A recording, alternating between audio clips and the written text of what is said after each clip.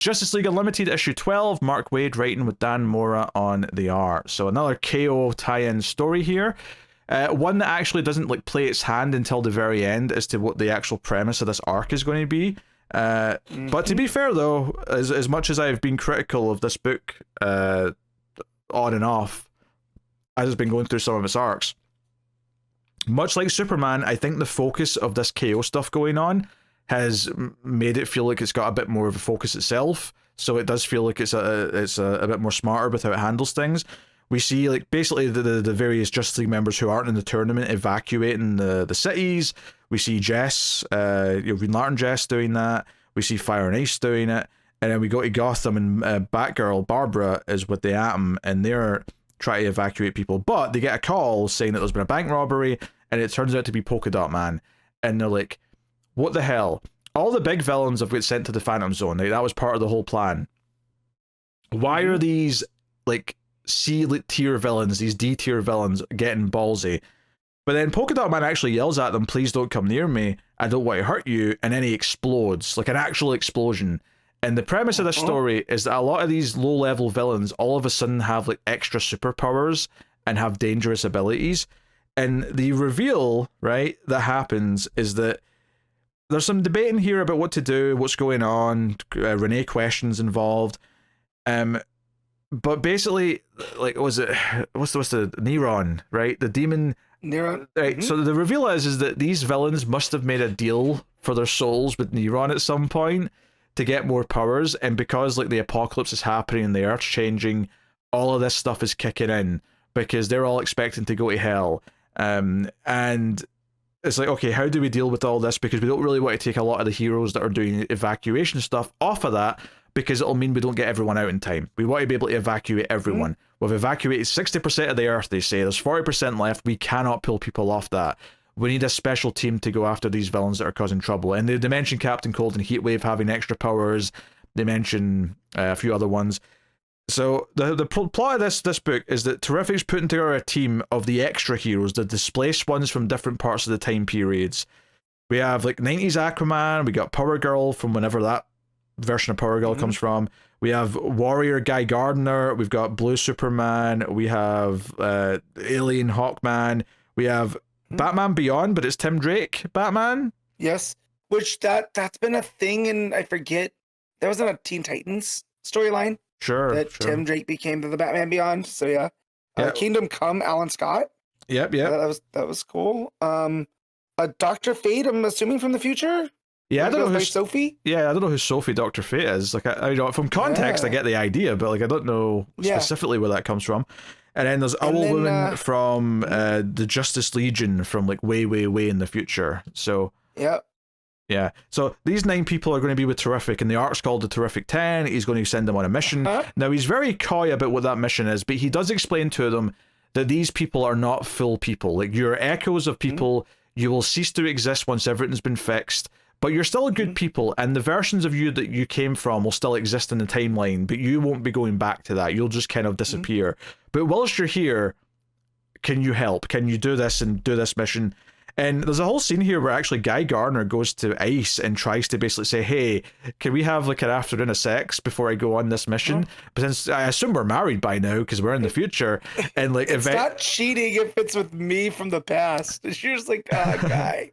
Until he says, like, unless you think it's fun to think of it as cheating. And then eventually, like, fires, like, you're not together anymore, you idiot. Effectively. So he gets really sad and flies off. And, you know, I enjoy Guy Gardner getting a little humiliated. Not gonna lie. And especially this version of him, which is, like, the most abrasive version of Guy. Like, this is mid-90s Guy. This is after Batman had knocked him out with the one punch in Justice League. International. So, you know, he has the warrior power, so he has like this alien power subset. Here though, it seems he has a ring still. So just and then Tora Ice at the end here, where, you know, completely overtaken and hugging onto fire.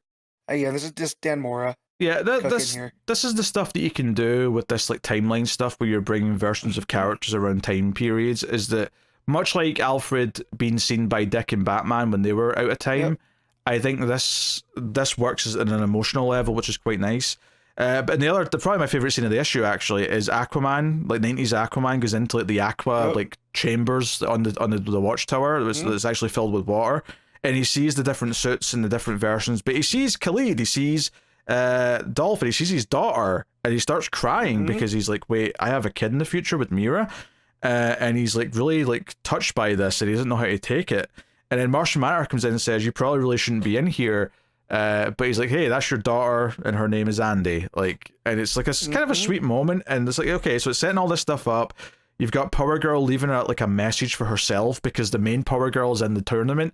So this time displaced Power Girl is like, hey, now that I know I'm not going to exist anymore, that anger I have from losing Krypton's gone. Like, I'm not angry anymore. So I want you to know that you don't have to feel that way if you're still angry.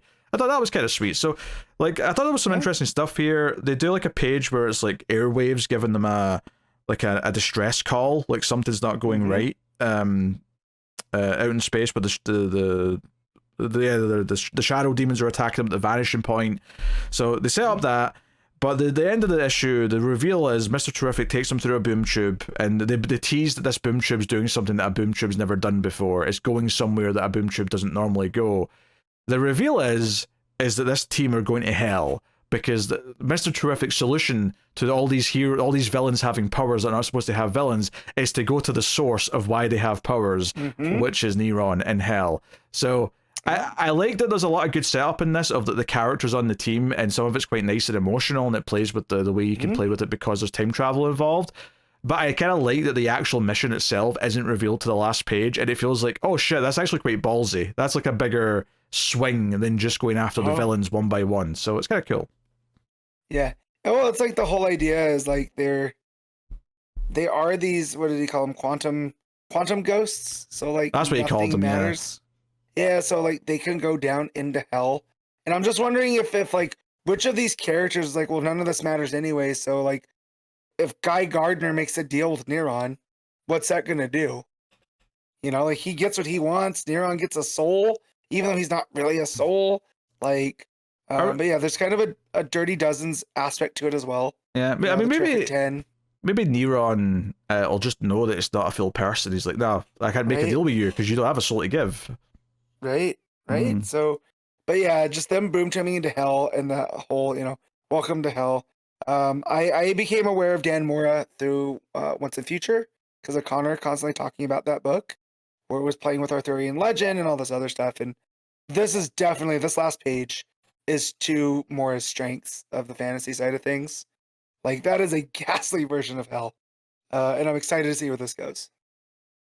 Yeah, and the art is pretty solid here, obviously. Dan Mora knows what he's doing, and he's getting to draw a bunch of characters that he normally wouldn't draw. Like, sometimes my biggest critique of this book is that there's too many characters and there's too much going on. Despite the fact that there's 10 characters being introduced as this team, I think it does a pretty good job of giving enough of them some really good moments to make me care about the team and make it be kind of sad that they're all going to just die if they succeed, but it's like the right thing to do, so there is this sacrificial element to it. Yeah, I kind of like this tie-in story, and I'm surprised because this is one of the books that I'm more critical on every month. I'm kind of digging the KO tie-ins so far, so which is good because it's going to be here for the next 5 months or whatever. So all right, what are you giving Justice League Unlimited? I'm gonna give this a straight 8. I think I agree with that. I'm surprised to say it, but Wade surprised us with World's Finest last week, and I think he surprised us again this week with Unlimited. It's a good month for Mark Waid, I think. I'm sure there was something he did that wasn't good this month, but certainly these last two things have been very, very solid. Yeah. So, nice. I mean, and maybe it'll fall apart next issue. Maybe all the goodwill here will go away, but like, I thought this was a well set up issue for an interesting tie-in arc, like with a bunch of. It's not even like B-listers. It's just kind of like a weird, group. Yeah.